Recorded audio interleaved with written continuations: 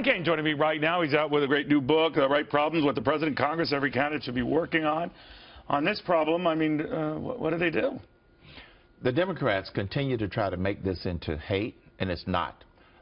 They just said they wanted to kill the bill. They don't give a valid reason as to why. This is pandering, pure and simple. And every time Harry Reid stands up on the floor or he stands up and says Trump and hate, that is just deception to the American people. That's all it is. Do you think the Republicans, though, are adequately expressing that? I mean, I've covered a couple of debates.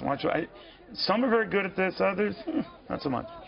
The Republicans need to do a better job of expressing what's in that bill that makes it good. We didn't hear any of that in the Emanuel's report. We don't ever hear any of that. The Republicans were saying we wanted to tighten it up. That's all we heard. We don't know what. But Harry Reid, but immediately there's something that's code that Republicans are really anti, not only illegal immigrant, they're anti-immigrant, they're anti the very folks coming into this country who were them little more than a generation ago. That's the way Harry Reid and the Democrats keep spending. So what do they do? How do they explain it? Well, they need to say specifically we want to add this. Specifically we want to add this. Because protecting the security of the United States of America is not hatred.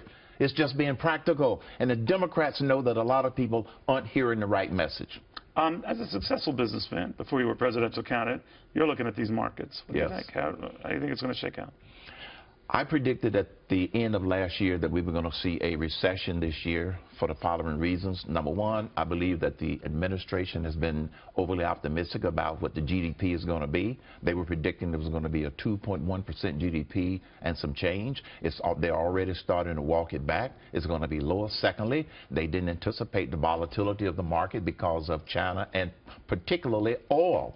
I believe that the abundance of oil is one of the big drivers in the volatility we're seeing in the market. So I happen to believe that it's headed right where I suspected, because the numbers that they put out every week about unemployment are phony. The numbers they put out every month about unemployment are phony, and they're not counting, and they're deceiving people. So this is... Well, they're the same numbers, they're the same data, but they accentuate... Same numbers and the same calculations. Right. So let me ask you about who addresses that. A lot of people say, and it was proof in the latest debate, Donald Trump says, well, the way we deal with China is proof positive we don't have our act together, that we're always on defense. I'm paraphrasing Herman.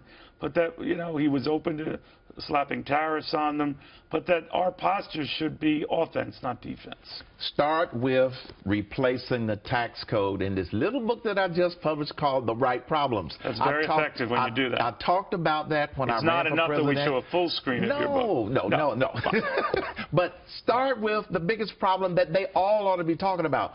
Remember, and you don't hear this, Trump was the first one to declare what his tax code replacement would be. And then in the follow-up debate, various ones put it out there. That's where we start. Who has the best tax code to you? I think that at this particular point, Ted Cruz has the best because it's a flat tax with some variation. Okay. I happen to think that Donald Trump has a good one. I rank it a 7 out of 10, with 10 being the pure fair tax. And I happen to think what Ben Carson put on the table also is a good tax code. Marco Rubio still talks about tax reform, and I keep trying to get the message. But he still leaves the top tax rate at 35%. Right. And so I've been trying to get the message to him. Senator Rubio, talk replacement. You want to hold up your book? Not fun. Right. No, I don't want to hold it up again. Okay, it's upside down. I'm kidding. I got you. All right, Herman Cain, thank you very, very much, my friend.